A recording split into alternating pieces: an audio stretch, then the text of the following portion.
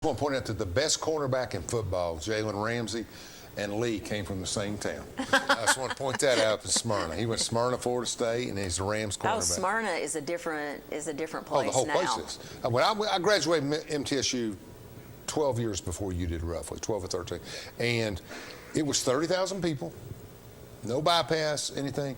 I went back, I go back every once in a while, every 4 or 5 years, but I went back 10 years ago. It's 200,000 people. Absolutely. I went to see the mayor one time on a waste management issue. I went to visit with the mayor, and they said, Alan, we have tried everything to slow down growth. We put wheel taxes, property tax, nothing can stop it. Impact fees, everything. Nothing can stop it. Nothing. Yes. There's nothing we can do. Our infrastructure can't keep up. Right. But, you get all that flat land, middle of the state, vortex of the eastern United States, you're going to get business, right? Yes, yeah. And that's something we'll talk about in a later segment. Before you ran for mayor in 12, had you ever served before? Had you ever run for office before? No. No, we tried for years now. You know, everybody kept pushing you, and the Republican side, gotta run, I got too busy, I gotta run a store, I gotta run a business, right? Yeah. Yeah. And my kids were. Yeah, they were little then. And really, I had a lot of people asking me to run for things like state rep or those Sure. kind of offices. Sure. And then. Required you to be away.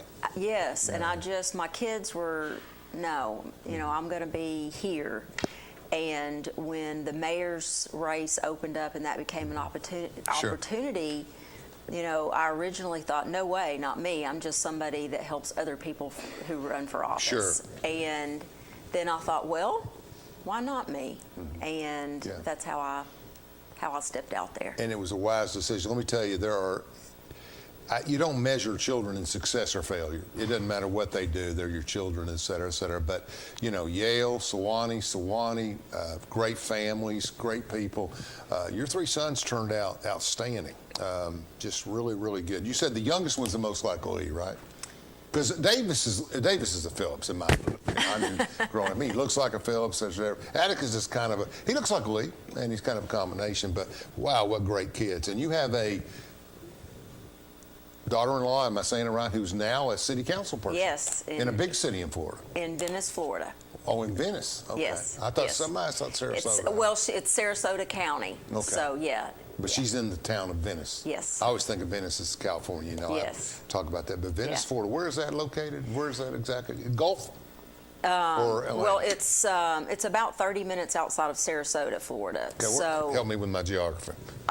don't Gulf, ask me. Gulf side, though, yes. right? It's on the Gulf side. That's all I do. I know most of the Atlantic over the years, going back and forth, but the Gulf has difference. Like my wife started going to Gulf Shores and going to that side, and Naples. Naples is on the Atlantic, though, isn't it? No, I'm not good at Florida geography. Ask me about Tennessee, and I'll tell you. Yeah, that's fair. That's fair. Well, so get into it. You got all this work, and you and I both have worked on campaigns for 20-something years. I did it in the 70s, got away in Pittsburgh. I was driving through, similar to you, I was driving through Burger King, and I think it was 92. I can't remember. They canceled the St. Patrick's Day parade in Boston for a trivial social issue, and that was it for me. I mean, that's crazy. You got to respect everybody's traditions, and for them to disrupt those traditions kind of upset me a little bit. And I said, it's time to get back. And when I came back in '94, of course, I met you guys that time. That's when we got back started, and I'd had a 12-year liaison there, but it has changed. I remember when we all worked, we took a big picture in front of your business. There was probably, I guess, 100 of us out there. Come Fred Thompson. Fred Thompson, and yes. we did, and he said, I got to go. He came. And he came, He did come, and it was great. I remember walking up to him. It was some kind of big tent event, and they had Cajun food. And I walked up to him, and I said, Senator Thompson, I'm the one who dropped a mail of our local folks asking you to come. He was like, I love that picture. And even the dog had a I love Fred sign. And he remembered that dog. He said he framed it and had it in his office. Yeah. His son's wife, I think, in-laws, was on New York Avenue there, lived off of Utah right there on one of those side streets. So he was in town sometimes, but we used to tell the joke that Bill Frist would work 12-hour days hard, really a dedicated guy. And and people would listen and make notes, and then Fred would come out, much like Donald Trump in a sense. He would come out and he would say, "Government spends too much," and then he'd go back to wherever he was. He just had that charm. He did. I really miss Fred Thompson. I love Fred Thompson. And you know, I think he represented everyone well. You know, the average, just the working man. He could move everywhere, and he was a good communicator. People don't forget, though, I'm a little older, but in '74 and '5 during Watergate, he was very active. Yeah. And then he was in the movie, and he had a very active role in Howard Baker's group on that and the committee. And he was just a really accomplished lawyer in the '70s. Yes. That led him into politics later after being in the movie careers and doing all that. Because I knew the Marie lady from Nashville when I was in college. I mean, I knew her family that was in that movie during the Blanton scandal and all of that stuff. And, you know, we've had some pretty good, you know, I always thought Dick Fulton was one of the best mayors we ever had in Nashville. Very progressive Democrat, but operated by, we kind of got all polarized in the last 20 years, and so many Democrats have joined the Republican Party. We were talking about that a couple days ago, but you look at the Republicans that are in office who have been Republicans now for 5 to 10 years, very legitimate. Every single one of them was a Democrat at one time, except for a few of them. You know, kind of like trading your football team, signing free agents, and we didn't really grow them all up from the inside. But we did. But I mean, there's others. But you know, it's gotten to where there's not even really, and I mean this in the most respectful way, but the polarization of the national issues has got us to a point where it's hard for Democrats to do anything in Tennessee, in less urban areas. And it's hard for Republicans to do anything in rural areas of eastern Pennsylvania or Massachusetts. And it's gotten to where those issues really just dictate the way people vote. With technology and phones and YouTube, but sometimes there's more issues to it. I mean, you work with a county commission which is working much better than the county commission that I remember of 20 years ago. You know, less divisive, and that happens when you get good money flow. That's why I always are. You know, we've got internet and taxes now. We got all this stuff we have to support. When we were fighting over a little bits of money, it was different. So, well, I think there's also, Alan. I mean, you look at national polarization. I think there is more of a willingness and an understanding, and maybe a dedicated focus on, you know, we've got to take care of home first. And I love serving Anderson County and being a mayor and being local, because at the end of the day, that's where all the change happens. That's where it works. And I know we're impacted by national politics, no doubt. I'm not saying that's irrelevant. But I was talking about voter behavior. Yes, in that sense, you know. yeah. But I think you're right. I think you're right on the local issues. And I've said this on the show 2 or 3 times. I have never seen anyone handle the COVID crisis any better than you did. Every day we got updates. Every day you really sunk a lot of time into that. I did, yes. And it was important. Yes. And you had to put up with some extreme views on both sides. Yeah. But you really handled it well, and you worked well. And I give the EMS department, they had a real challenge. Yes, you were talking before the show about the shift into emergencies from transport. Yes. And if you don't understand that ambulance world, the ambulance does a lot of transporting of seniors, like from nursing homes to hospitals and home. But emergency calls, obviously, is like when your mother has sick and they got to go get her and she has to be at the hospital. And those have skyrocketed under COVID. Yes, yeah. But you have a grasp on all of that. I mean, it's just, it's been really good. And your husband's a zealot. He's a good man.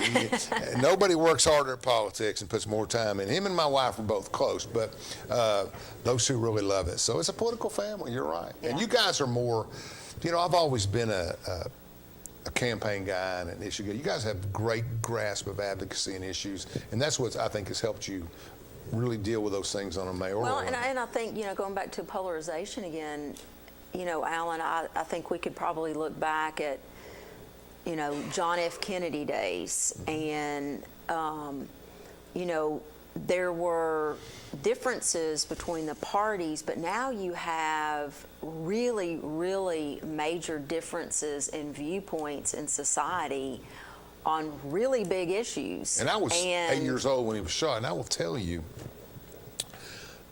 everybody prayed on all sides. And those central issues that are so important to us. Yes. When you start taking away prayer or attacking the very values of we can't get along anymore. It's hard. Right. It's hard. Yes. We have to stand. We can be polite and be civil. Yeah. I always kid, Congressman Fleischman, he's a little too civil, but he's so nice to everybody. But, you know, it's just some things you can't stand for. Yeah. You know, I mean, we can argue over gun rights and we can argue over certain things, but, and, you know, we're strong for gun rights in Tennessee, of course. But, you know, when you get down to infringing on people's public liberties, but church is a whole nother game. When they start, and even in California, when they Yes. started not allowing churches to, you saw the Catholic Church in California, which is obviously the largest one, and several others start to file lawsuits that we're going to gather, we're going to pray. Yes. And they tried to shut them down for COVID. And there's always an excuse to shut the churches down, no matter what country you're in. Yes, But, yeah. And that, you know, that ignites a fire even in places like here where we're not experiencing that. It's by choice. You know, some churches are still, I know in talking with somebody the other day, their church still wasn't meeting in person. But it's a different scenario than force, and you know, that kind of ignited some political fires there. And So. I always say there's a difference between an elective service and a conscripted service. And if you tell me I have to wear a mask in an area where I don't have to go or somebody else doesn't have to go, I don't approve of that. I don't like it. Now, if you're saying it's in a conscripted, like a courtroom or something, there's people there that are forced to be there. Yeah. So those rights I understand and can respect on an individual basis. But telling people they have to get a vaccine, that ended abruptly today. This is the live show. The Supreme Court ruled 6-3 that, you know, OSHA's mandate is stayed and some other things and shots. I haven't read it all. I haven't had time, but we knew that was coming. I mean, you know, we make the parallel of my body, my choice, and you know, the bottom line is it fits here, but it doesn't fit here, and it fits here.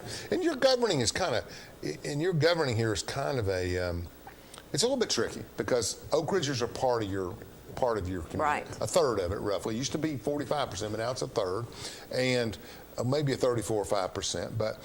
And there's a very pro-mask, very pro-vaccine, more of a Washington-type view of the way, not everybody, but the way things should be handled here. And then the county is exactly the opposite.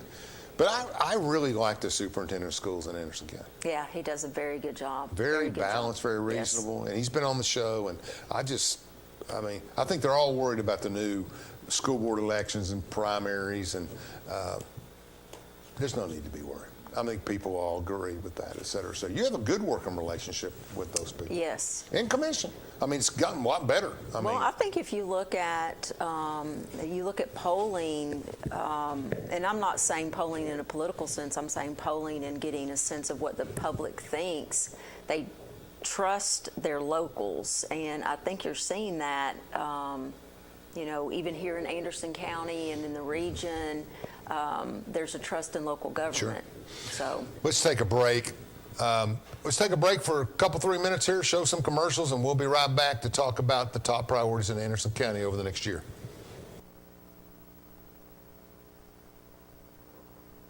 Roger Miller is a conservative and lifetime resident of Anderson County who has served as Sessions Judge since 2014. Judge Miller has adjudicated more than 30,000 cases, both civil and criminal, over the past 7 years. Roger is a graduate of Clinton High School, and he volunteers time coaching youth sports and serving as an instructor. A paramedic for 12 years, Roger worked saving lives at the Anderson County EMS, MedFlight 5, and Methodist Medical Center. In 2022, let's re-elect Roger Miller, General Sessions Judge. Unlike other health concerns, mental illness is not always easy to see. DEPR. Mental illness doesn't show up on a scale. Bipolar?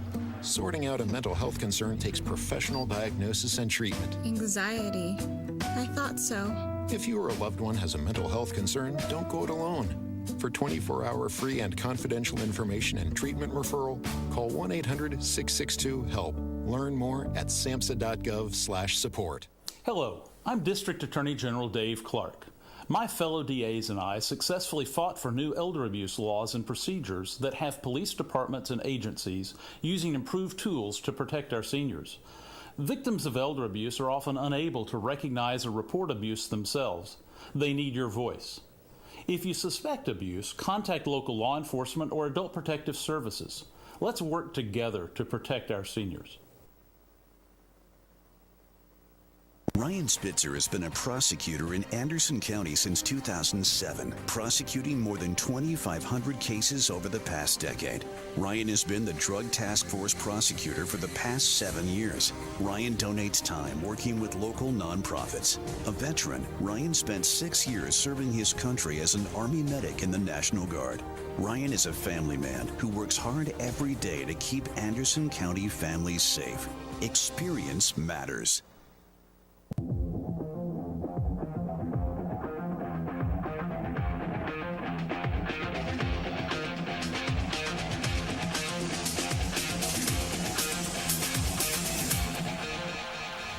Welcome back to Between the Lines. I want to thank our sponsors, Ryan Spitzer, Judge Miller, and Judge Hunt, and some others for helping us out, and we're appreciative. We got a lot going on. We're talking about Mayor Terry Frank about all of the things. Anderson County's had a great year. I mean, COVID aside. We've had a great year. Yeah. And tell us a little bit about everything. Now, tell us about regional, East Tennessee. You're very active in the Mayor's Association. I have mayors from other counties because I do a lot of work, talk about, Mayor Frank's coordinating this or doing this, and, Well, I think regionally we, whether it's a trail project, Union County working with Campbell County, working with Anderson, we've got a regional group of mayors that meet almost weekly. I'll give you an example, Alan.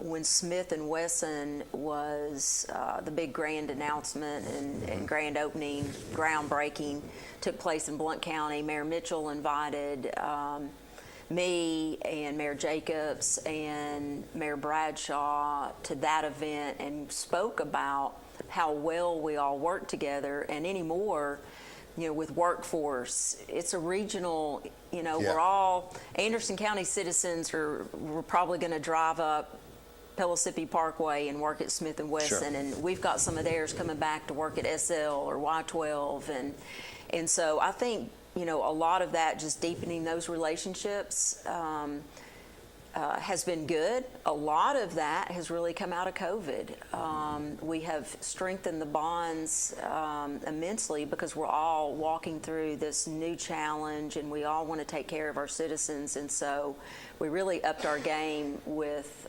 discussions and regular communication. There's still a lot of work to be done. We're all talking regionally about opiates. Mm-hmm. Alan, that is still such a huge issue, such a major problem. I would love to see us come out of COVID and get through that and then really hammer the opiate addiction issue with a fervor that, of an emergency situation. I mean, we've really got to up our game. I think everybody recognizes that, especially fentanyl, and Yes. I think we've looked at it. Technology's helped you a lot in that. I mean, Yes. in the mayor's work. I mean, 20 years ago, you had to get on a phone call one guy and get on a phone Yes. call this guy. Yes. And their meetings, where we're going to hold the meeting, and then half wouldn't show up. Yes. But I think now technology, you can Zoom together, everybody talks. You have a regular meeting every Monday or something? Or how's that? No. Mayor Jacobs started and every Friday for the counties contiguous to Knox County. And then we have Development District Ethra. Governor Haslam, when he was in office, he realigned economic region, the economic ECD regions, workforce regions, and your development district all to be the same. So they used to be different maps, which has been really good for all these counties working together to solve workforce issues or, you name the issue. Sure. When you've got all the overlap, that works well. I've said it to a lot of people, but what an outstanding governor he was. I mean, he did an excellent job. And we knew he would bring the business sense to it, but he embraced the conservative ideals and helped work through it. He just ran a tight ship. And if it's possible, Bill Haggard is another step up. I mean, this guy is just off the charts smart, and I really like him. He's got a lot of character and got great staff. He's working hard, and he's not a political. Bill Haslam had through his father and brother. He understood politics. Bill had been at it a while, from the back of the front. But Haggard's just worked his whole life. Governor Haslam, a lot of, and I respect different political alignment, he always was criticized as not being conservative. That's correct. But if you are doing the numbers and you're an Excel spreadsheet kind of person, That's right. he reduced government in so many ways. He streamlined, he created efficiencies, he sold off assets, he got rid of a lot. And I don't know that Anybody else could have pulled that off. I don't think so. No, I and don't he either. just really, he didn't brag about those things. He just did it. And so I think that's one of those areas where he took the criticism from not being conservative, but yet if you were looking at what he did in many ways, it was, he got things done that nobody could have gotten done if they would have come out and said, here's what we're going to do. We're scaling back this department 15%. The fight wasn't there. He just quietly did it and made it happen. And he allowed conservatives that he didn't necessarily agree with, but he allowed conservatives on conservative points to breathe, to get their programs through the thing, and to do what they need to do, because he knew that was Tennessee, and he was good with that. And, and Billy's done a pretty good job, too. I wouldn't put him in the same category, but I think he's just... he's had a tough 4 years. I didn't know if he'd stay because I knew Bill from having dinner with excuse me, I'm jumping around again on that. But I think that Governor Lee, having dinner with him, I think he's really he really truly is a farmer, business owner kind of guy that wanted to try to make a difference, him and Marie. I'm surprised he ran for re-election because I thought he'd get tired of it. But he's done a good job. I think we probably, out of him, would have seen more in areas... trades. He's very passionate about education. I know Anderson County has a new TCAP facility that started under Randy Boyd, and Governor Lee saw it through, made it happen, saw that it was built. We would have seen more, but COVID hit, and I think, Alan, you're in politics, you've seen this.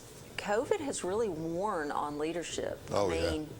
All levels, from city mayors to city manager to county mayors to governors, because it's just that it's a black swan event, and it is, nobody's used to this. This is the 100-year flood. Yeah, that's right. But it's not one-time event and we clean it up. We're still dealing with it, and so it's been my a challenge. concern is.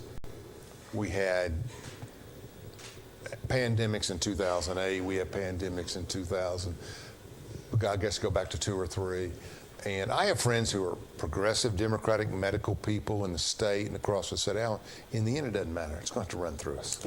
It's you can do all I this. think that's what's happening with this particular strain. No, I think it's gone in a month or two. But most of my friends, and there's a lot of people that have Omicron, and that's why the numbers have become kind of irrelevant because everybody's going to get it. But it has a flu-like effect on people. You don't see people racing to the hospitals; they're not overflowed, and. So I think I think we're getting smarter. We're learning. We're adapting on how to treat it, what to do with it. I think the media has been our worst enemy. I think we're trying to condition people, and we're trying to make them think certain things. And today, here's this. You don't know which side to believe or what to. Obviously, our co-field coach here, Brad. I apologize for saying Oakdale earlier to my co-field people, but. They lost a coach, a brother, and a mother in the same family, which speaks to genetics, and God rest their soul. But there were some severe things. But I don't know. But I still think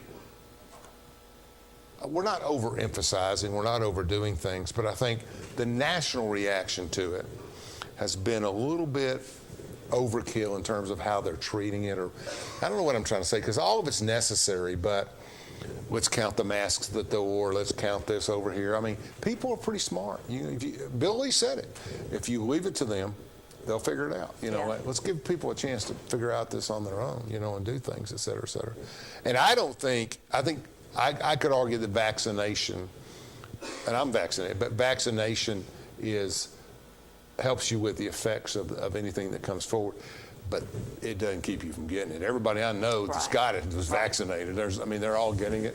And I think the symptoms may be less. I don't know. But there's just not as much. You Well, know more than I do about that. No, I don't. I mean, I'm still learning. I still read constantly. I'm still looking, about the disease and getting into areas where it's, I'm not someone who casually reads the medical journals, and I found myself throughout all of this reading things that were really beyond my scope. Yeah. In an effort to try to understand and get my mind around it. But ultimately, I've been really extremely proud of the people of Anderson County. Oh, I think people have done a great job. And,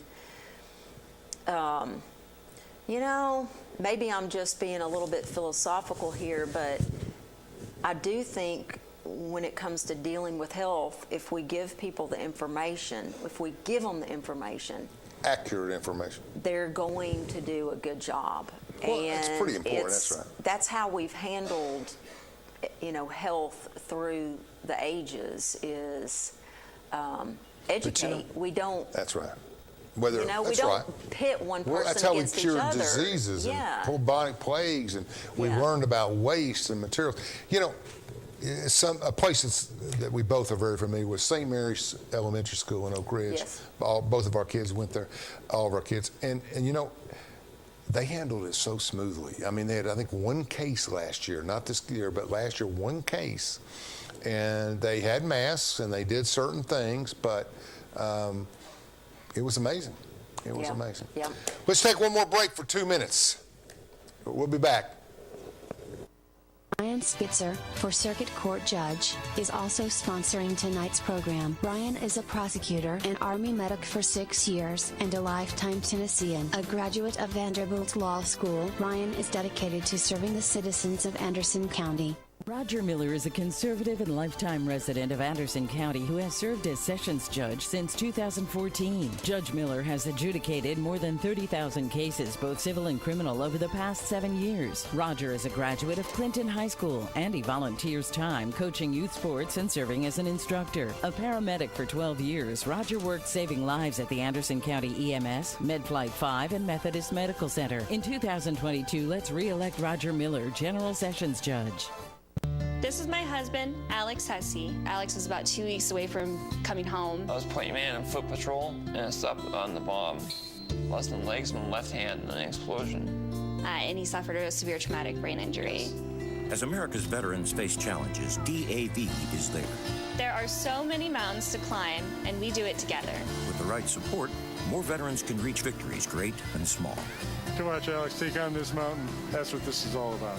DAV provides a lifetime of support to veterans of every generation, helping more than 1 million veterans each year. Alex has conquered this mountain.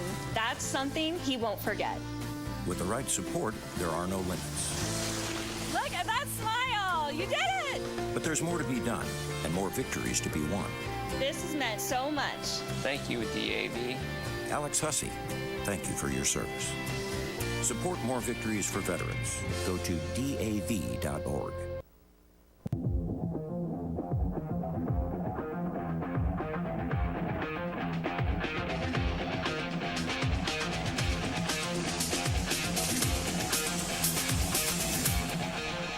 I won't say that.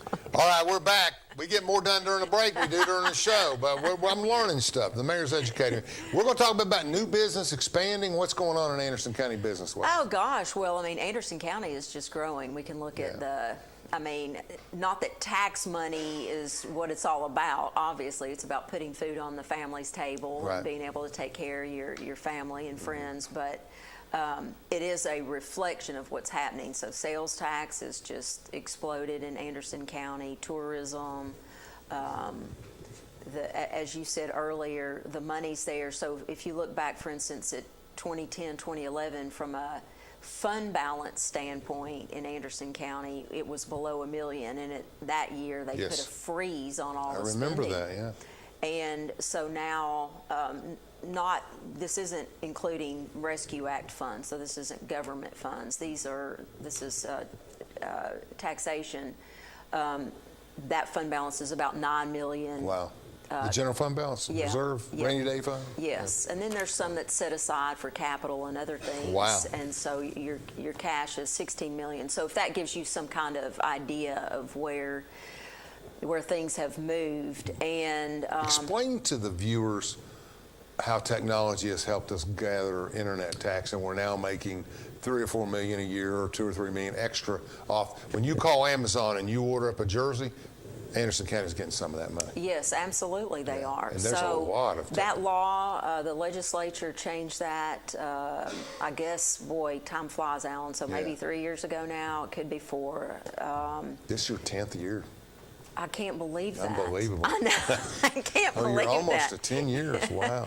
I remember Jim Woodward many years ago making a presentation. He was then the finance director for Anderson County Schools, and he was talking about these old air units at Anderson County High School, and he said, these things are 25 years old, and I went, wait, what? And that like really hit me that I graduated, in 1986. Oh my goodness. Yeah. But anyhow, on growth, some of the stuff that you're seeing, I know folks are seeing it in the real estate market, land values. A lot of people are moving here. And then we're also having growing pains, Infrastructure keeping up, what kind of pains?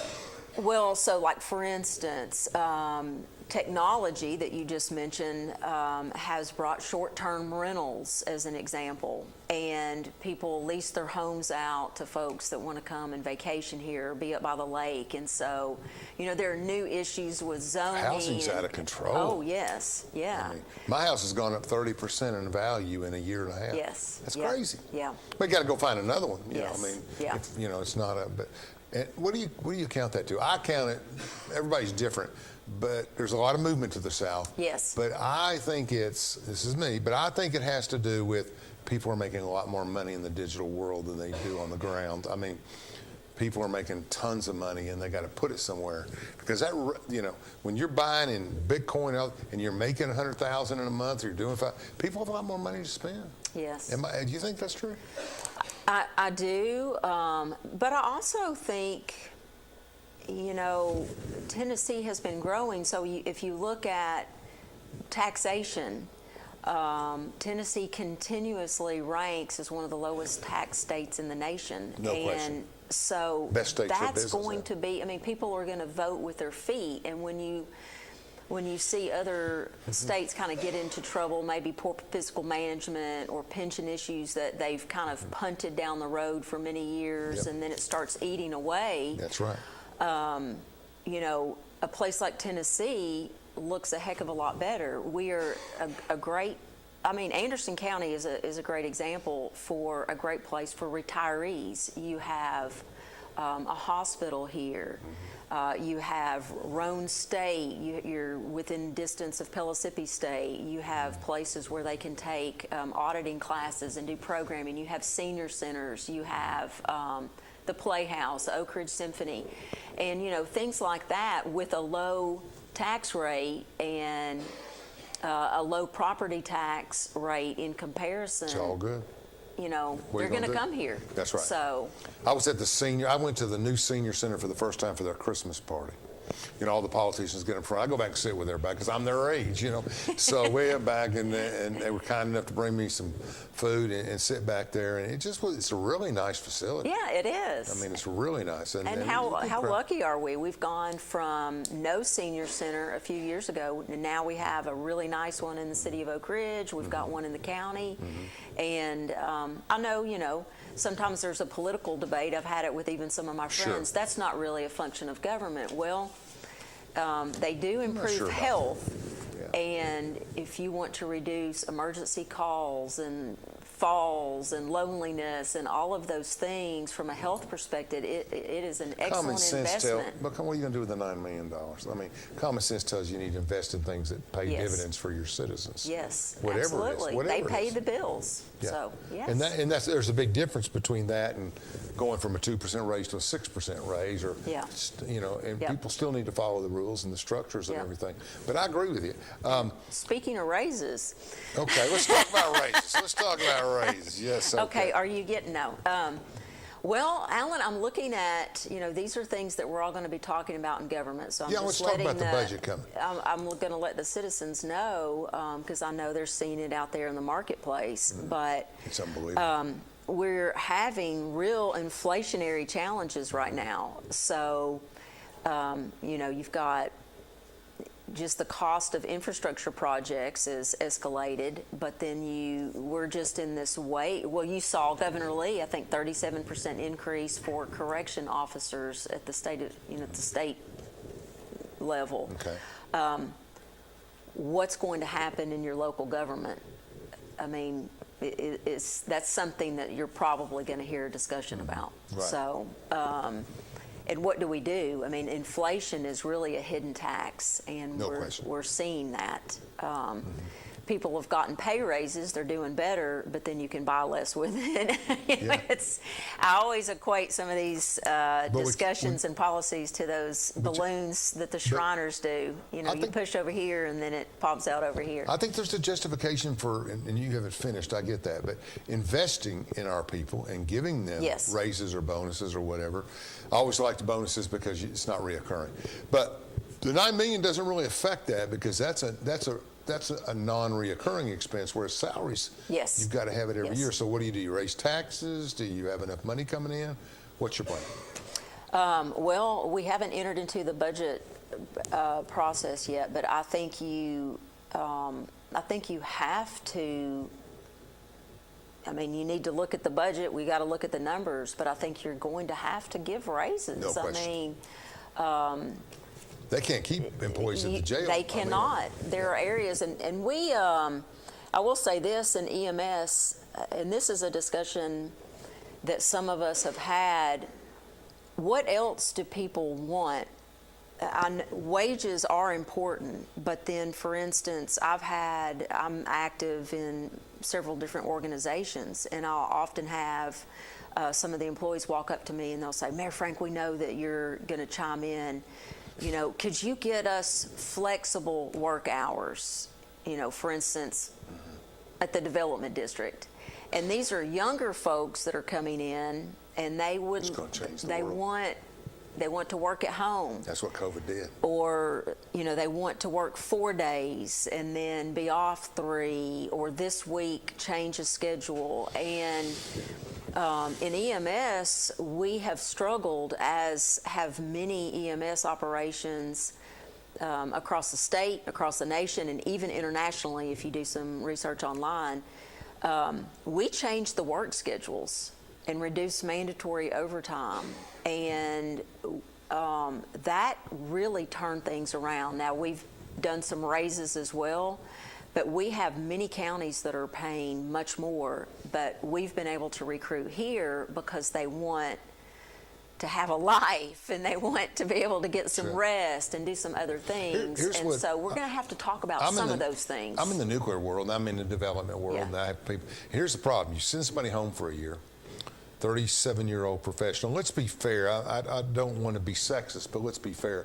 Women have much more on their plate than men do. Men are focused on this. Not all men, not all women, but women really have to work and have to go home and make sure that men are just kind of useless. They're kind of targeted, But the problem is, I don't know. I'm watching my son. He and Rachel are doing that. Yeah, well, Rachel's holding the line. The younger generation, there's much more job sharing. I think there has to be. Yeah, I think so. I think so. But I think what we're getting at is they're home for a year. They don't have to pay for daycare. They don't have to pay for this. Their computers in the corner. They're getting their work done. But at the office, you sit down and drink coffee and BS for 20 minutes. There, you can go do something functional for your family, whether it be a woman or a man. Yeah. Correct my philosophy. Although all I hear is women with increased responsibilities are finding that that's benefiting them. Yes. We'll call it head of the household. And they deserve, so that I get, and that's technology.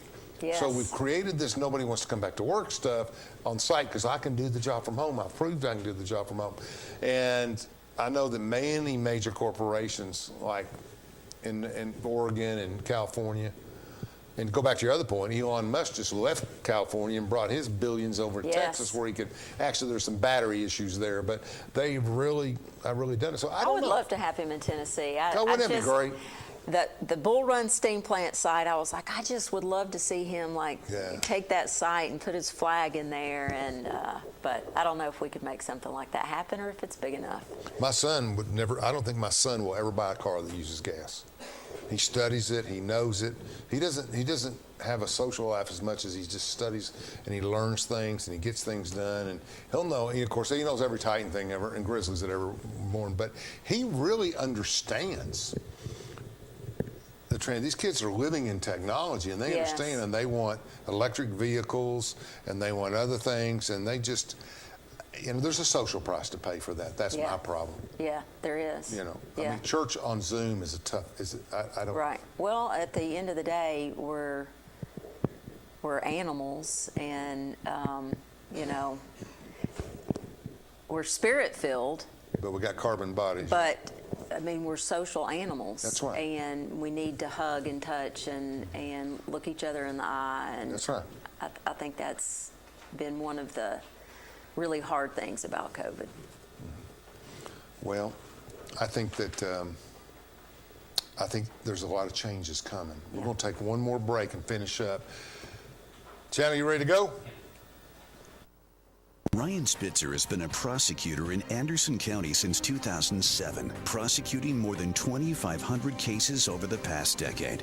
Ryan has been the Drug Task Force prosecutor for the past 7 years. Ryan donates time working with local nonprofits. A veteran, Ryan spent 6 years serving his country as an Army medic in the National Guard. Ryan is a family man who works hard every day to keep Anderson County families safe. Experience matters. At Social Security, we are always thinking of ways to save you time and make things easier. That's why we created My Social Security. A My Social Security account allows you to access your earnings history and benefits information, request a replacement Social Security card, get a proof of income letter, estimate and apply for benefits, and more. Save time. Go online. Open a My Social Security account at ssa.gov/myaccount. Social Security. Securing today and tomorrow. Produced at U.S. taxpayer expense. Hello, I'm District Attorney General Dave Clark.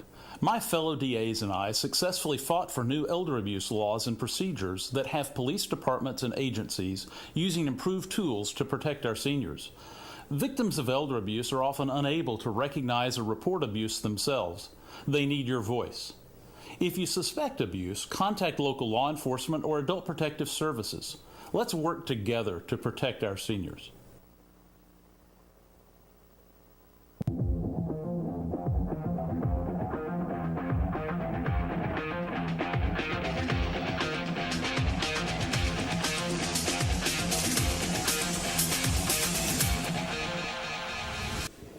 Welcome back to our final segment. We're with Mayor Franco. I think, and I can say this, is recognized as one of the finest mayors in East Tennessee. I don't get to West Tennessee, so I don't know, but nobody puts more work into it and study into it than she does. A lot of things going on. We have a new Family Justice Center. I've gotten to know those people I went to that little reception. You were there, where they had the open house. Yes. Just opened 6 months ago, 7 months ago, and they're doing a great job. They got a staff of 2 or 3, and the need's overwhelming. Yes. Elderly abuse, child abuse. I mean, they can't meet the needs. Yeah. And but I think, how'd y'all pull that up? Were you involved in that?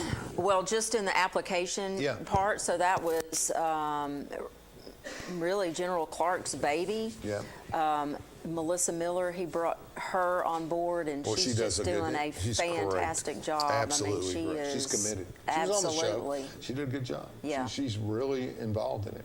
But I always worry because when you're from another area and you come in here and you're not part of the clique, it's harder to get money raised and to do things. And so I think the community needs to rally behind her and her staff and really help all they can. Right. I mean, it's one of those great examples of, really the whole concept itself, whether it's, one building that has all these points of contact, it's all about cooperation and collaboration. That's correct. That's what she advocates, is that basically they got a lot of agencies working together. Yes, and you do that, man, you can just go so much further. And you look right now, even in our county, I think a lot of the things that are going so well, you've got some great leadership in our cities, and everybody's talking and working together. We're looking at, where does your utility line end? Where do we need to grow? How do we need to get to the citizens? A lot of those things, we're just doing a better job. I mean, just the talking is really paying off. Yeah, I think so. And Yeah. That's right. And I think that communication has been improved over the years. Yep. And again, technology helps some of that. Absolutely. Like, for instance, we're doing a comprehensive parks plan, and some people, you know, I've seen a little bit of criticism like, oh, that's a waste of money. What is that for? Well, you have to know what the people in your community want. That's right. And so, you know, you put out a survey. Government's going to spend money on something, and if it's a park, you want to make sure that it has it's a park. Is that a passive walking trail or is it a tennis court? And so you've got that going on. That's in partnership with all of the cities, and you know, we'll get some good information out of that. Each city will be able to take that back to their own councils, and hey, what's our future look like for the future of our park? So we're doing a lot of things like that I think are kind of nerdy, but they'll yield fruit in the future. Sure. So it makes people happy. Yeah, Makes them more yeah. happy, et cetera, et cetera. Yes. And we need, and that kind of stuff, believe it or not, when you're recruiting people to come live here and do, that stuff matters. Schools obviously is big, but there's a lot of issues, recreation, especially with young people. What do young people want? I Yes. don't know.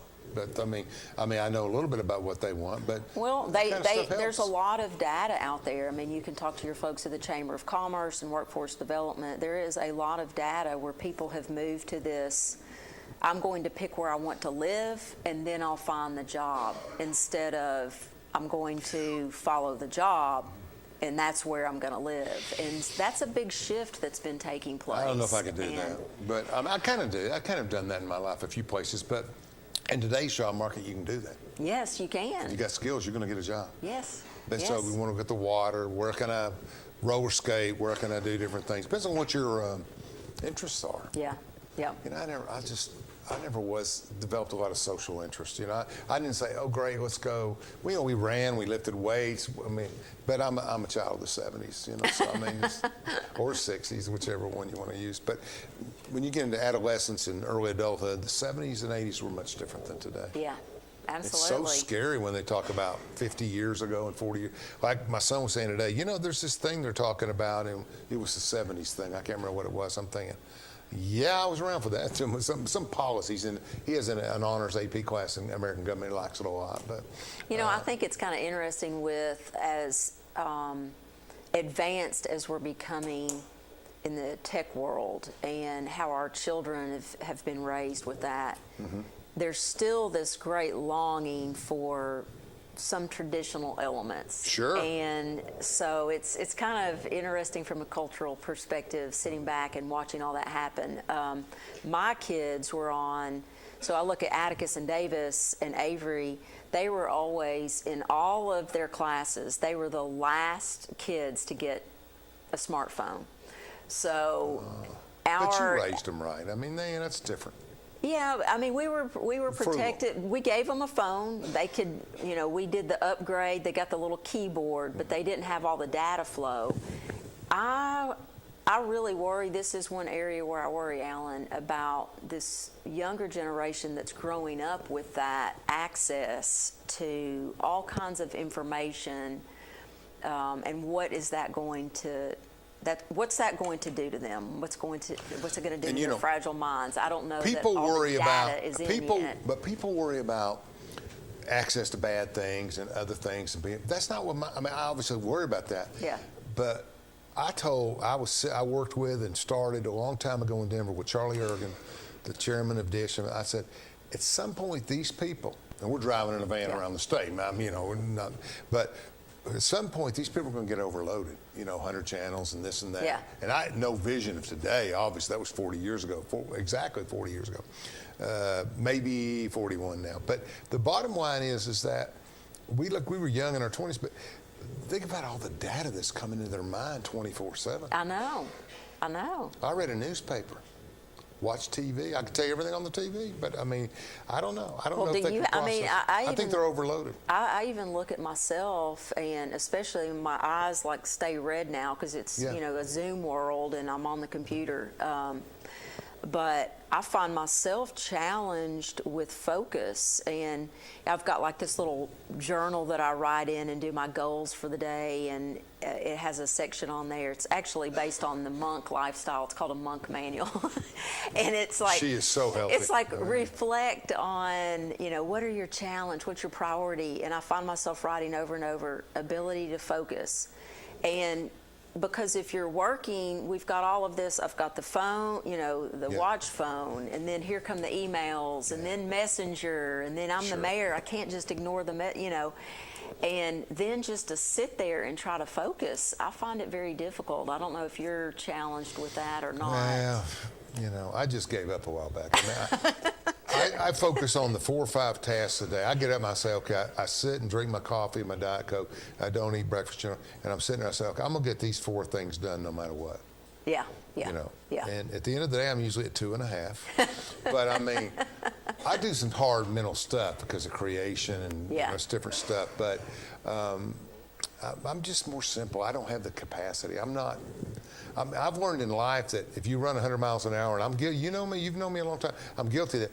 You don't seem to do quite. Yeah. And you're healthy, but you got one of those books that says how to organize. You've read all that material and studied it. And basically you get up and you have a basic plan during the day and quiet time and everything else like that. And I just can't do all that. I don't have it in me. Tell me what Anderson County's got to look forward to this year as we get down to the end. Anything going on? Well, I'm just so hopeful that we finally come through COVID. I do think that's just a stress on everybody, county commissioners and city council and all of that, Alan. So I'm just prayerful for us as a nation, as a state, that we can come through that. I think Anderson County is not going to be like any other county in the nation, in that we're still going to deal with some of these national issues and impacts like inflation and supply chain challenges and workforce issues, and we're all struggling. What's going on? Why are people leaving the workforce? What is that? I don't know. Are we running out of people? There is a great book that I read several years ago called Men Without Work. And I even went to a couple of our utilities as an example, and was highlighting some of the data from that about the number of men that just withdrew from the workforce. Wow. And I said, we're doing something wrong. Maybe the pendulum, and I'm a woman in government. Maybe we've done something in education where we've made the classroom, not appealing to men or the workforce. I don't know, but we're out of time. We'll have to talk about it another day. How much time did he yell at us? 30 seconds. Well, I appreciate you coming on, and I try. We really need to get you on. I bring Chuck on every 6 months, and you need to be on. Chuck does a good job for us, and we get it all done. And we want to congratulate Jerry Creasy on a great career. Yes, he's done such a wonderful job. Always a statesman. Yeah, he is. Thank you for joining us. We'll be back next Thursday night at 7. Ryan Spitzer, for Circuit Court Judge, is also sponsoring tonight's program. Ryan is a prosecutor and Army medic for 6 years and a lifetime Tennessean. A graduate of Vanderbilt Law School, Ryan is dedicated to serving the citizens of Anderson County. Roger Miller is a conservative and lifetime resident of Anderson County who has served as Sessions Judge since 2014. Judge Miller has adjudicated more than 30,000 cases, both civil and criminal, over the past 7 years. Roger is a graduate of Clinton High School, and he volunteers time coaching youth sports and serving as an instructor. A paramedic for 12 years, Roger worked saving lives at the Anderson County EMS, MedFlight 5, and Methodist Medical Center. In 2022, let's re-elect Roger Miller, General Sessions Judge. This is my husband, Alex Hussey. Alex is about 2 weeks away from coming home. I was point man in foot patrol, and I stopped on the bomb. Lost my legs and my left hand in an explosion. And he suffered a severe traumatic brain injury.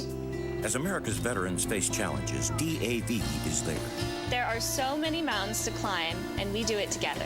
With the right support, more veterans can reach victories great and small. To watch Alex take on this mountain, that's what this is all about.